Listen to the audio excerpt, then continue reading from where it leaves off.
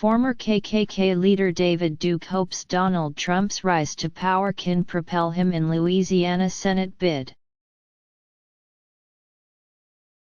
New Orleans. It would be hard to overstate how much former KKK leader David Duke has attempted to link his 2016 surprise Senate bid to that of the Republican presidential nominee, Donald Trump.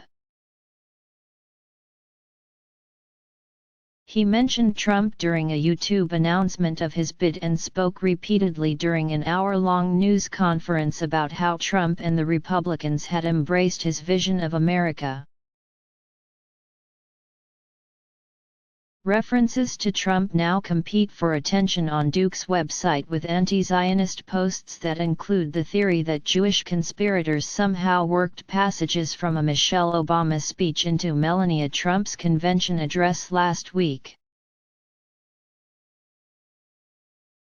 Duke, 66, has never matched the political stardom he achieved when he made a credible run for governor of Louisiana in 1991. And many analysts and observers say his time is past. With many candidates espousing law and order politics, Duke, a convicted felon known more for running for office than winning races, may simply have too much baggage. But in an election where the rise of showboat businessman and reality TV personality Trump has taken the establishment by surprise, Duke obviously feels conditions are ripe for him to make another run. Analysts and observers say Duke can play on similar themes as Trump, such as fears of unchecked immigration, attacks against police, the loss of jobs to free trade and an outsider status. With the rise of social media, Duke feels he has other avenues to reach voters other than mainstream advertising or traditional media. What's interesting to me is that he feels emboldened enough to step into the arena one more time, said Michael Flamm, history professor at Ohio Wesleyan University and author of In the Heat of the Summer, The New York Riots of 1964 and the War on Crime.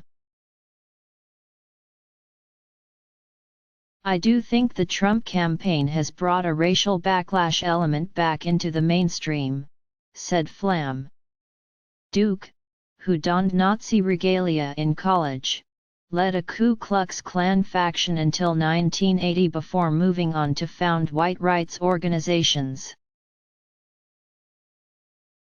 He's only held one elective government office, narrowly winning a suburban New Orleans state house seat in 1989. He shocked political observers in 1991 by getting into a runoff for the governor's race with Democratic former government Edwin Edwards, whose 3 previous terms had been marked by scandal. The prospect of a white supremacist as governor so startled many in the state that many Republicans joined Democrats to vote against him. His opponents printed bumper stickers imploring, "Vote for the crook. It's important." Duke got 39% of the vote and would never do as well again.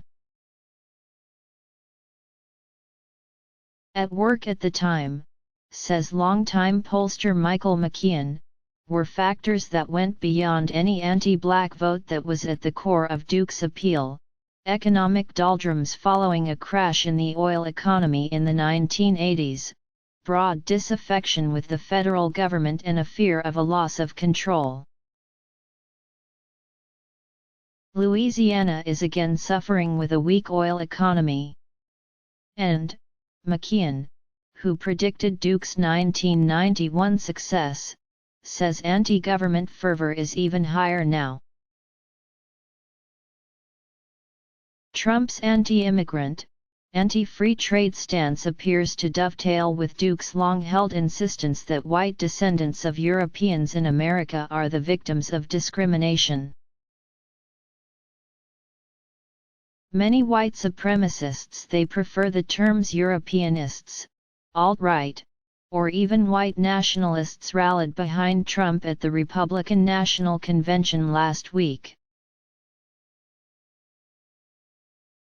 Pearson Cross, a political scientist at the University of Louisiana at Lafayette, says Trump has adopted or co-opted many of the issues Duke has preached for a long time, such as the dangers of unfettered immigration or unfair trade deals.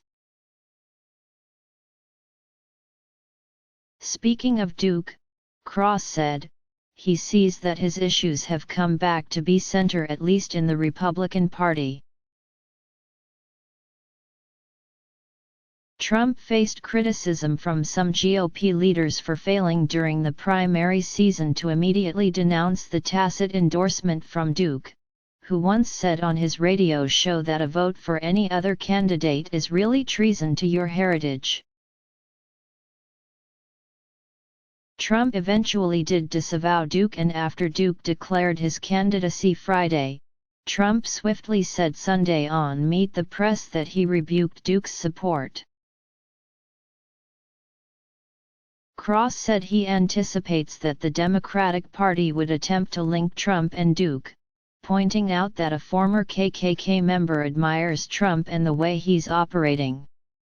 Whether any of this will give Duke an election boost remains to be seen. I assume if there are two candidates espousing law and order, the one who will be the one carrying less baggage, Flam said. McKeon believes Duke's time is likely past. In the age of social media, McKeon said, Duke's ability to command attention has been greatly diminished. He was radical enough that he would say stuff that people would pay attention to him, McKeon said. Now, it's virtually impossible to shock anybody. Others note that he has other baggage, including a guilty plea to bilking supporters and cheating on taxes in a 2002 federal case led to a stretch in prison and further political obscurity. 24 people have signed up for the race, a nonpartisan election to choose retiring Republican David Vitter's successor. Among them are well-financed Republicans and two well-known Democrats. Cross said he doesn't give Duke much of a chance. In 1991 there were a lot of voters who were dissatisfied with the Democratic Party's championing of civil rights.